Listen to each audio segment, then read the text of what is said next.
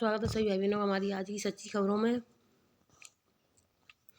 तो बहनों, जिन भाई बहनों ने अभी तक पोस्ट ट्रैकर को अगर अपडेट नहीं किया है तो जल्दी से अपडेट कर लें और अपना आज यानी 5 तारीख हो गई है तो अपना वजन लंबाई 5 से 8 के बीच में कंप्लीट कर दें। और देखिए, मोदी सरकार का जो है सस्ती और अच्छी दवाई अब तक ज़रूरतमंदों को 23,000 करोड़ रुपए का यानी दे दिया गया है। अब आंगनवाड़ी केंद्र के बच्चे भी भाषा और अंकों के ज्ञान में बनेंगे निपुण। ये अयोध्या, रायबरेली सहित 18 जिलों में पायलट प्रोजेक्ट की शुरुआत 18 से हो जाएगी। चयनित आंगनवाड़ी केंद्रों में चलेगा स्कूल रेडीनेस कार्यक्रम, यानी जो चयन किए गए हैं उन्हीं स्कूलों में चलेगा। तो कौन से ऐसे ज़िले हैं जहाँ पर चलेगा, तो मैं उनके नाम बता देती हूँ। सभी बहनें अपने अपने ज़िलों के नाम देख लें और नोट कर लें। आदेश और भी लगे हुए हैं सरकारी, तो उनको भी देख लें, बहुत ज़रूरी आदेश है सभी बहनों के लिए। परिषदीय स्कूलों में निपुण लक्ष्य पाने में लगा बेसिक शिक्षा विभाग।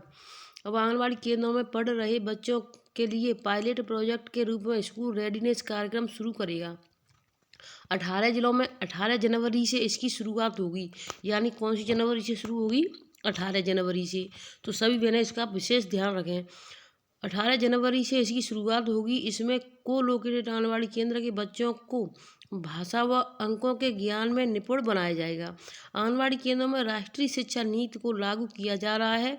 इसके तहत विद्यालय परिसर में चल रहे आंगनवाड़ी केंद्रों के बच्चों को भाषा, अंकों का ज्ञान और पर्यावरण का ज्ञान दिया जाएगा। इसके लिए अयोध्या, रायबरेली, वाराणसी, गोरखपुर, कानपुर नगर, कौशाम्बी, बस्ती, अलीगढ़, फिरोजाबाद, बागपत, बलरामपुर, जालौन, महोबा, मऊ, पीलीभीत, भदोही, बिजनौर व शामली जिलों में पायलट प्रोजेक्ट शुरू किया गया है। तो ये देखिए 18 जिले हो गए हैं। 18 अप्रैल तक यह प्रोजेक्ट चलेगा। कब तक चलेगा? 18 अप्रैल तक। 18 जनवरी से 18 अप्रैल तक। महानिदेशक स्कूल शिक्षा कंचन वर्मा ने इन सभी जिलों के डाइट प्राचार्य को इस व्यवस्था को प्रभावी बनाने के विस्तृत निर्देश दिए हैं।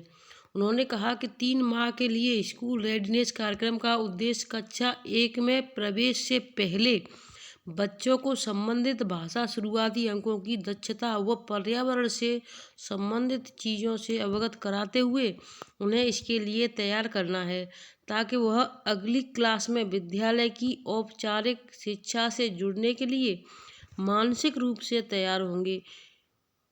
इसके दूसरे चरण में कक्षा 1 में प्रवेश बच्चों को निपुण बनाया जाएगा। 12,008 विद्यालय पहले चरण में शामिल हैं।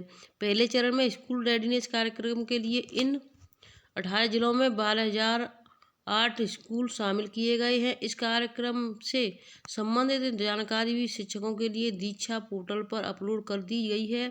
शिक्षकों को ऑनलाइन विशेषज्ञों की ओर से प्रशिक्षण भी दिया गया है।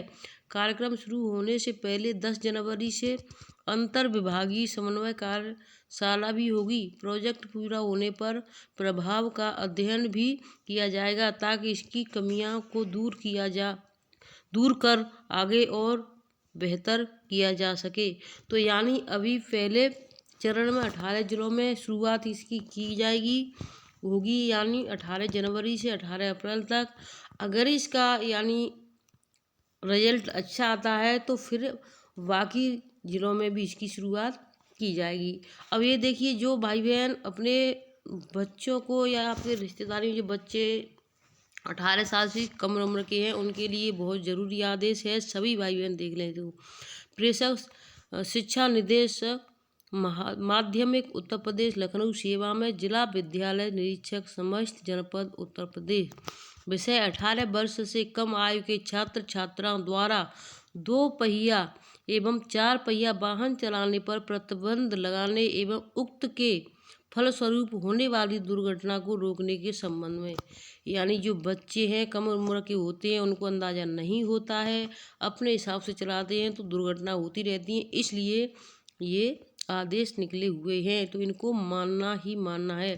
कृपया उपयुक्त विषयक परिवहन आयुक्त उत्तर प्रदेश के पत्र अंक संख्या दिनांक 27 दिसंबर 2023 छायाव्रत संलग्न का अवलोकन करने का कष्ट करें, जिसके द्वारा 18 वर्ष से कम आयु के छात्र छात्राओं द्वारा 2 पहिया एवं 4 पहिया वाहन चलाने पर प्रतिबंध लगाने एवं उक्त के फलस्वरूप होने वाली दुर्घटनाओं को रोकने के फलस्वरूप में समस्त विभागीय परिवहन अधिकारी, प्रशासन, प्रवर्तन उत्तर प्रदेश व समस्त सहायक संभागीय परिवहन अधिकारी, प्रशासन, प्रवर्तन उत्तर प्रदेश को विस्तृत दिशा निर्देश प्रदान किए गए हैं।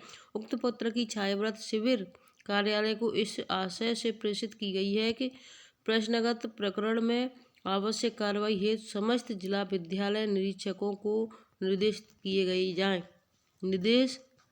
किए जाएं। उक्त संदर्भित पत्र में मुख्य रूप से निम्न तथ्यों का उल्लेख है।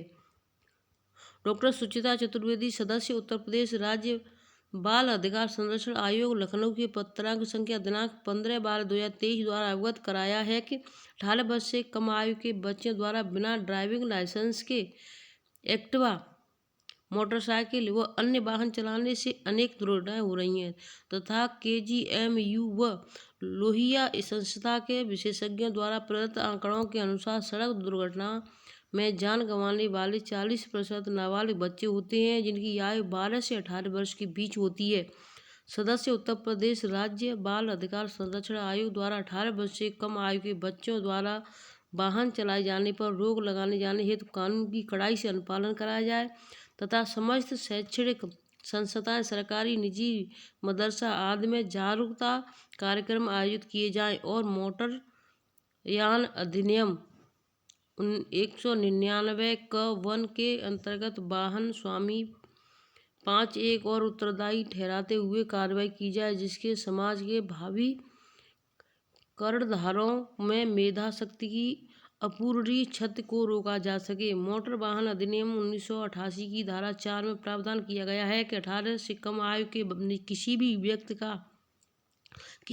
द्वारा किसी सार्वजनिक स्थान में मोटरसाइकिल नहीं चलाया जाएगा, परंतु कोई व्यक्ति 18 वर्ष की आयु प्राप्त कर लेने के पश्चात किसी सार्वजनिक स्थान में 50 सीसी से कम इंजन क्षमता की मोटरसाइकिल को चला सकेगा। इसी के साथ ही धारा 5 में यह प्रावधान किया गया कि किसी भी मोटरसाइकिल का स्वामी किसी ऐसे व्यक्ति से न तो यान चलवाएगा और न ही ऐसे चलाने की अनुमति देगा जिसके पास वैध ड्राइविंग लाइसेंस न हो। उपरोक्त के अतिरिक्त मोटरसाइकिल संशोधन अधिनियम 2019 के माध्यम से किशोर द्वारा किए जाने वाले मोटर वाहन अपराधों के संबंध में एक नई धारा 199 क जोड़ी गई है, जिसके अंतर्गत प्रावधान किया गया है कि किसी किशोर द्वारा मोटरसाइकिल अपराध में किशोर व संरक्षक मोटर वाहन के स्वामी को ही दोषी मानते हुए दंडित किया जाएगा। इसके अंतर्गत संरक्षक मोटर वाहन स्वामी को 3 वर्ष तक का कारावास व 25,000 रुपये तक का जुर्माना आरोपित किया जा सकता है तथा अपराध में प्रयुक्त वाहन का पंजीयन 1 वर्ष की अवधि के लिए निरस्त किया जाएगा तथा ऐसे किशोर व ड्राइविंग लाइसेंस 25 वर्ष की आयु पूर्ण करने के उपरांत ही बन सकेगा। यानी कि अगर किसी का 18 वर्ष से पहले यानी कि कोई अपराध में यानी मोटरसाइकिल या किसी में पकड़ा जाता है तो उसका ड्राइविंग लाइसेंस भी नहीं बनेगा 25 साल से पहले, और जिसका जो जिसकी मोटरसाइकिल है, चाहे उसके माता पिता की हो या किसी और पड़ोसी की लेके जा रहा है, तो वही जेल जाएगा 3 साल के लिए और 25,000 रुपये का जुर्माना भी देना होगा। तो आप सभी भाई बहन इस चीज़ से जागरूक हों और अपने यहाँ सभी को जागरूक करें। अब देखिए दूसरा आदेश निकला हुआ है, 4 जनवरी का है। इसका विषय है प्रदेश में जनपदों की अवस्थित समस्त बोर्ड के माध्यमिक विद्यालयों का समय परिवर्तन के संबंध में, यानी समय परिवर्तन किया गया है। महोदया, मुझे यह कहने का निर्देश हुआ है कि प्रदेश में अत्यधिक ठंड और शीतलहर के कारण विद्यालयों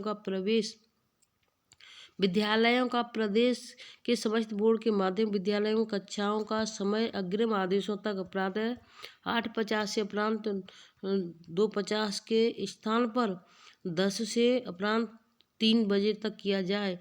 अतएव आपको निर्देशित किया जाता है कि उपयुक्त कार्रवाई करना सुनिश्चित करें। भवदीप डॉक्टर महेंद्र देव, शिक्षा निदेशक, माननीय उत्तर प्रदेश, लखनऊ।